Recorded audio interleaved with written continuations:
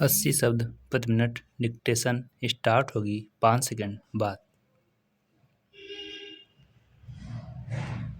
Start. महोदय, विधिवेत्ताओं ने इस अधिनियम की कमियों को बताया और कुछ मायनों में ब्रिटिश कानून से भिन्न होने के कारण यह उतना शक्तिशाली नहीं रहा। भारत में प्रदूषण निवारण के लिए अनेक प्राधिकरण और अधिकारी, अनेक प्रकार के नियंत्रण और अलग-अलग कानून एक समस्या है जिससे कानून कमजोर पड़ जाता है और उसका प्रभाव कम हो जाता है। इसके अलावा जो लोग प्रदूषण के शिकार होते हैं वे प्रदूषण नियंत्रण मंडल की स्वीकृति के बिना सीधे न्यायालय में नहीं जा सकते। इससे जनता कानून से विमुख हो जाती है। अधिनियम की खामियों के कारण हाल ही में केरल उच्च न्यायालय द्वारा प्रदूषण नियंत्रण मंडल का मुकदमा खारिज कर दिया गया।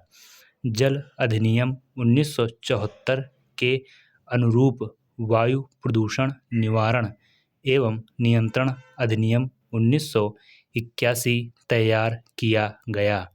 खेद है कि अधिनियम का प्रारूप तैयार करने वालों और विधायकों ने इसके लिए समाजवादी राष्ट्रों के व्यापक पर्यावरणीय कानूनों की सहायता नहीं ली।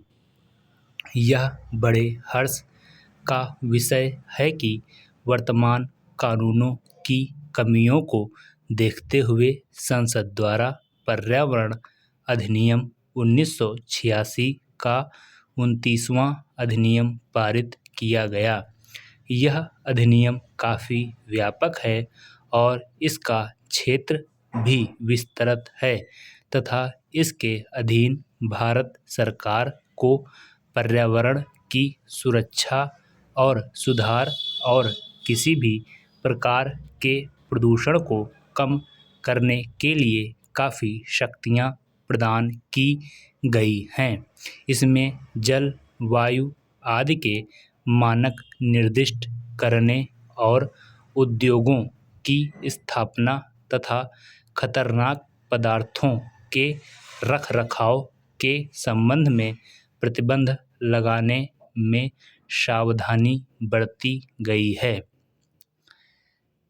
पर्यावरण के प्रदूषण के कारण होने वाली दुर्घटना से बचने और उद्योगों की चिमनियों से निकलने वाले प्रदूषणकारी तत्वों पर नियंत्रण के लिए अन्य उपाय करना केंद्र सरकार के अधिकार क्षेत्र में आता है।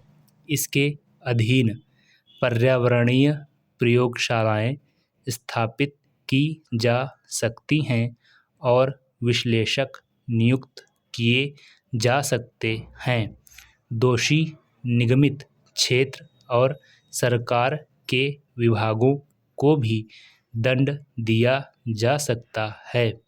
यद्यपि यह कानून काफी साहसिक कदम समझा जा सकता है, लेकिन संकट के समय निष्प्रभावी साबित हो सकता है।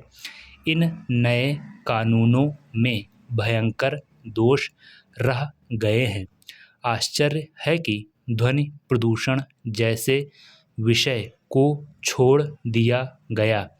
यद्यपि केंद्रीय प्रदूषण नियंत्रण बोर्ड द्वारा हाल ही में इस संबंध में संशोधन किया गया है जिसे अभी लागू किया जाना है।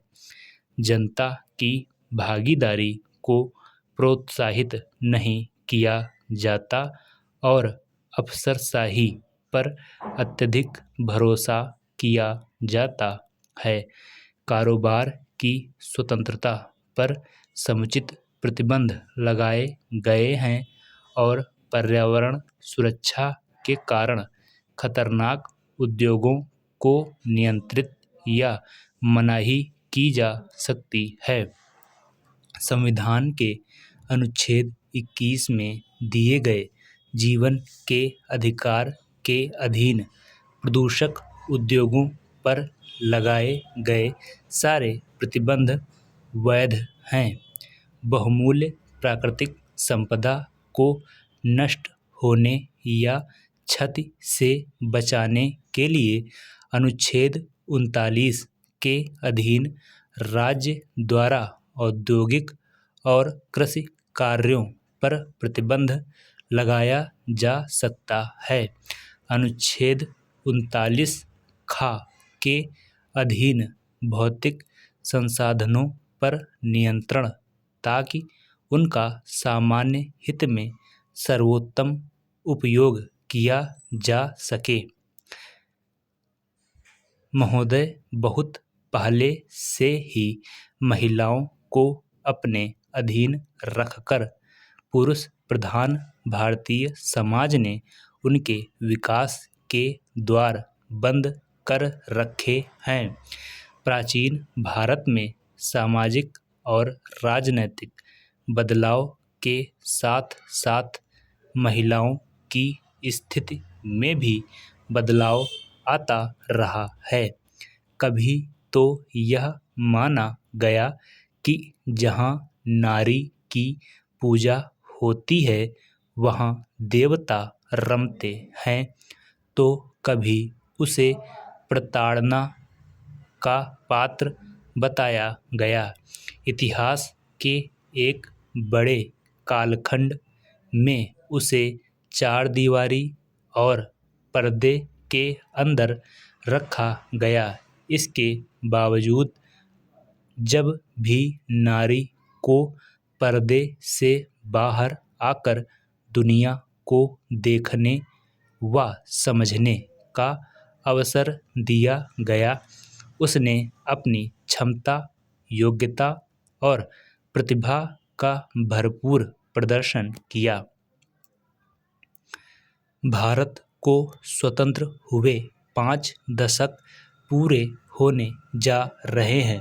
स्वतंत्रता प्राप्त करने के बाद महिलाओं के विकास के लिए संविधान में अनेक प्रावधान किए गए हैं, परंतु मात्र नियम कानून बना देने से किसी व्यक्ति या वर्ग में परिवर्तन नहीं आते।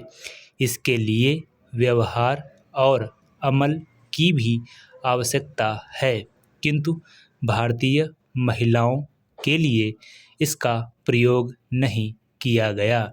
यूं तो प्रथम योजना काल से ही महिला विकास के छिटपुट प्रयास आरंभ हो गए थे, परंतु हकीकत में सर्वप्रथम छठी योजना के दस्तावेज में महिलाओं के सामाजिक व आर्थिक विकास का अध्याय जोड़ा गया।